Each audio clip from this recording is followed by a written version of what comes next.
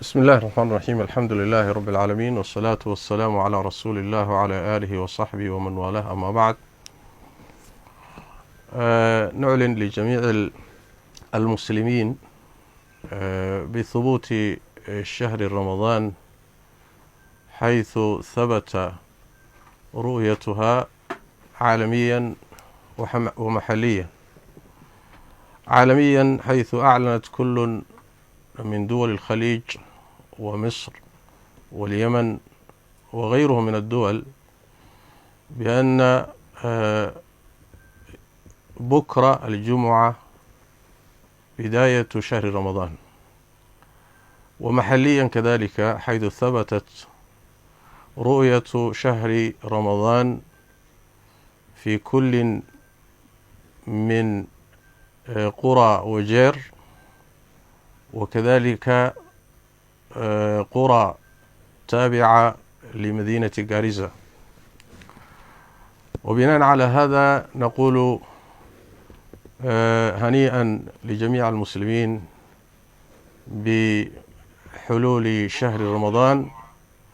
نسأل الله تبارك وتعالى أن يهله علينا بالأمن والإيمان والسلامة والإسلام والتوفيق لما يحبه ويرضاه.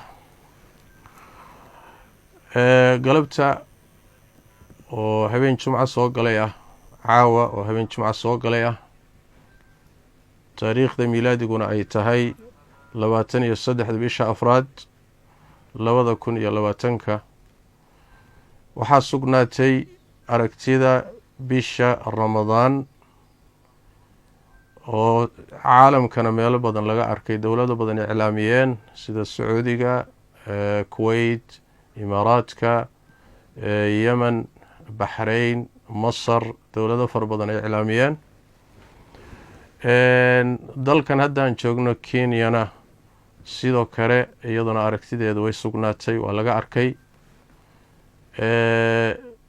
waa midda koobaad ee horta maanta waxaan helnay macluumo saxsan oo sheegaysa bishii Shacbaan dhalashadeedii in magaalada Liboyo Kenya in laga arkay habeenkii Arbacadu soo galaysay. macluumadaasi maanta ina soo gaadhay, waxaana xaqiijiyey sheekha imaamka ah ee magaalada, Sheekh Cusmaan Xade, oo laba ruux oo dadka masaajid ku tukado jamaacada ka mid ah oo dad uu ku kalsoon yahay ka xaqiijiyey inay habeenkii Arbacadu soo galaysay ay bishii Shacbaan ku arkeen ama ka arkeen magaalada Liboyo.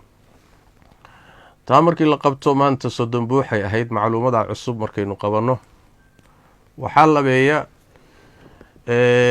magaalada Xagardheer oo raacsan Dhadhaab, ayadana nin la yidhaahdo Axmed Daawud ayaa isaguna aan la xidhiidhnay oo xaqiijiyey in uu bishii arkay isagu shakhsiyan.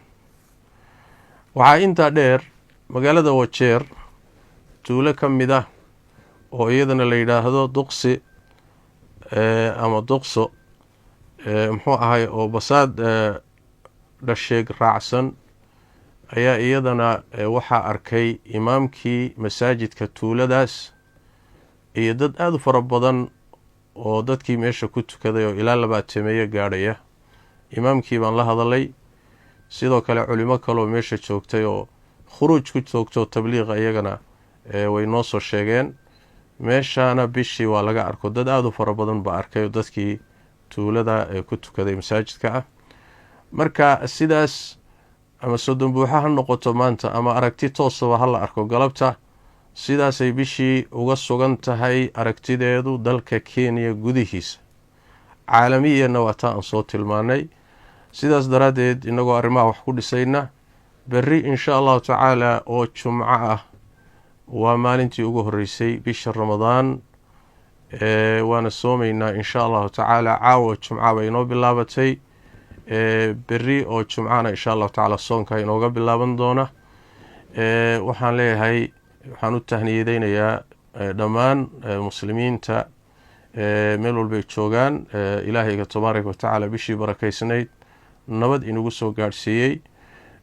ducadii nabigeena sallallahu alayhi wasallam ayaan ku ducaysanaynaa. ilaahay tabaaraka wa tacaala nabadyo iyo ammaan iyo iimaan allah inoogu dhaliyo, ilana tabaaraka wa tacaala khayrkeeda hayna waafajiyo. ducadii nabigeena macnaheedu sidaa ahaa. waxaan leeyahay marka hambalyo, ilaahay tabaaraka wa tacaala towfiiqda hayna waafajiyo. bishaa barakaysan khayraadka dhex yaalana ilaahay tabaaraka wa tacaala wax weyn allah inaga siiyo, hana inaga aqbalo. sidaas iyo wasalaamu calaykum waraxmat ullaahi wabarakaatu.